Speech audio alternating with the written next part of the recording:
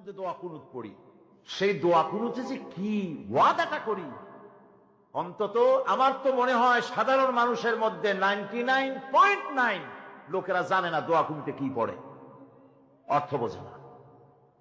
দোয়া কুনুতের মধ্যে বলা হচ্ছে আল্লাহুম্মা ইন্না নাস্তাঈনুকা, হে আল্লাহ আমি তোমার কাছে সাহায্য চাই। কার কাছে সাহায্য চাই? আল্লাহর কাছে সাহায্য চাই। নামাজের ভিতরে বলতেছেন, এই কথা যদি অর্থ আপনি জানতেন যে তোমার কাছে সকল ব্যাপারে সাহায্য চাই তোমার কাছে, এই কথাটা যদি মনে প্রাণে বুঝতেন, তাহলে দুনিয়ায় কোনো মাজারে গিয়া মরা জিন্দা মানুষের কাছে গিয়া নিজের ছেলে মেয়ে চাইতেন না, চাকরির উন্নতি চেতেন না। আপনি নামাজের ভিতরে বলতেছেন আপনার কাছে, আয় আল্লাহ আপনার কাছে সর্বপ্রকারের সাহায্য আপনার কাছে চাই। নামাজের ভিতরে কিসের মধ্যে বলতেছেন? বিশ্বাস যদি করতেন, যদি বুঝতেন, তাহলে যত মাপি আসুক দেশ থেকে আর বিদেশ থেকে, সন্তান চাওয়ার জন্য পাগল হয়ে পায়ের উপরে পড়ে থাকতেন না, আল্লাহর কাছেই চাইতেন। কার কাছে চাইতেন? এরপরে বলতেছেন আস্তাগফিরুকা, তোমার কাছে ক্ষমা চাই, গুনাহ করেছি, অনেক গুনাহ করেছি, তোমার কাছে ক্ষমা চাই, কারণ সাহায্য করতে পারো তুমি, গুনাহও মাফ করতে পারো তুমি। গুনাহ মাফ করার ক্ষমতা কি আছে পৃথিবীর কারো? আকাশে জমিনে আল্লাহ ছাড়া মানুষের গুনাহ কেউ মাফ করতে পারে? এরপরে বলতেছি ওয়ানুমিনু বিকা, আয় আল্লাহ আমি তোমার উপর ঈমান এনেছি, পরিপূর্ণভাবে তোমার উপরে ঈমান এনেছি। ওয়ানাতাওয়াক্কালু আলাইক, আর তোমার উপরই কেবলমাত্র ভরসা করেছি। ঈমান এনেছি তোমার উপরে, ভরসা করছিও তোমার উপরে।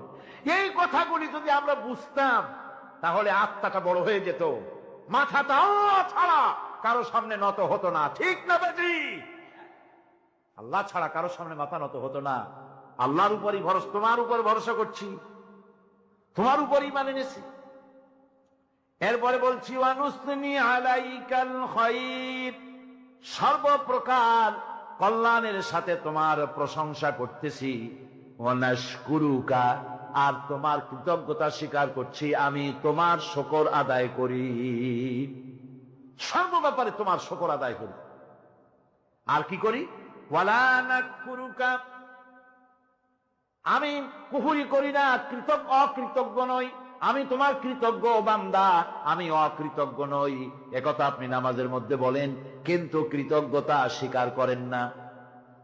আল্লাহ যে ছেলে দিয়েছে শুকর আদায় করেন না, আল্লাহ যে সুন্দরী বউ বা ভালো বউ দিয়েছেন শুকর আদায় করেন না, আল্লাহ সন্তান দিয়েছে শুকর আদায় করে না, আল্লাহ রাব্বুল আলামিন চাকরি দিয়েছেন, বাড়ি দিয়েছেন, জায়গা দিয়েছেন, জমিন দিয়েছেন, যৌবন দিয়েছেন, স্বাস্থ্য দিয়েছেন, শুকর আদায় করে না। আল্লাহ পাক বলেন, বান্দারে যে অবস্থায় থাকো শুকর আদায় করো।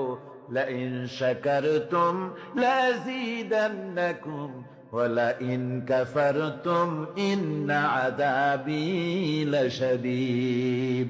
আমার নিয়ামতের শুকর যদি আদায় করো আমি বেশি করে বাড়ায় দেব, আর যদি শুকর আদায় না করো তাহলে মস্ত বড় শাস্তি রেখে দিয়েছি। সব ব্যাপারে শুকর আদায় করো, আমার নিয়ামতের শুকর আদায় করো। চোখ দিয়ে দেখতে পাও, কও আলহামদুলিল্লাহ। মুখ দিয়ে কথা বলতে পারো, কও আলহামদুলিল্লাহ। যা খাও মজা লাগে বলো আলহামদুলিল্লাহ। কাজ করতে পারো বলো আলহামদুলিল্লাহ। সব ব্যাপারে আল্লাহ শুকর আদায় করতে হবে। শুকরিয়া আদায় করলে রব্বুল আলামিন তারে আরো বাড়ায় দিবেন। এই কথাই বলতেছি, আল্লাহ শুকর করি, আর তোমার সাথে আমি কুফরি করি না, কৃতজ্ঞ আমি নই। ওয়া নাখলাউ ওয়া নাতরুকু মান ইয়াফজুরুকা, আর আমি ওয়াদা করতেছি এই কথা, তোমার সাথে যারা প্রকাশ্য দুশ্মনী করে, যারা প্রকাশ্য গুনার মধ্যে লিপ্ত আছে আর তোমার সাথে দুশ্মনী করে, ওদের সাথে আমার সমস্ত সম্পর্ককে ছিন্ন করে দিলাম। দেখছেন নামাজে কি কইলেন আপনি? আপনি নামাজে কত বড় কথা বললেন। ওয়ানাতরুকু মান ইয়াফজুরুকা, আয় আল্লাহ আমি ওয়াদা করছি তোমার সাথে যারা দুশ্মনী করে, যারা প্রকাশ্য গুনাহ করে, তাদেরকে আমি পরিত্যাগ করছি, তাদের সাথে আমার কোনো সম্পর্ক নাই। এই কথা বলার পরে আপনার সম্পর্ক কার সাথে একটু চিন্তা করেন তো। আপনার বন্ধু কারা? ইলেকশন আসলে ভোট দেন কাদেরকে? কাদের চা খাওয়ান, কাদের চামড়া দেন, একটু চিন্তা করেন, অঙ্কের সাথে মিলাই নেন। তাহলে দেখুন, মুখে বলে এক কথা, কাজে করে আর একটা। আরে কি কয়? চিল্লায় কোন, আরে কি কয়? আর এই মুনাফিকি করতেছেন কার সাথে? আল্লাহর সাথে। কোন নাউজুবিল্লাহ। নামাজে কি পড়েন সেটা যদি জানতেন, অবশ্যই আল্লাহ রাব্বুল আলামিনের কথা কার্যকরী হয়ে যেত। ইন্নাস সালাতা তানহা আনিল ফাহশাই ওয়াল মুনকার। নামাজ মানুষকে পাপের কাজ, অশ্লীলতা থেকে ফিরাতে পারে। আল্লাহ ইন্না বসায়ছেন, নিশ্চয়ই, বেশক, অবশ্যই নামাজ পাপ থেকে ফিরাবে। কিন্তু কেমনে ফিরাবে নামাজ তো বুঝি না।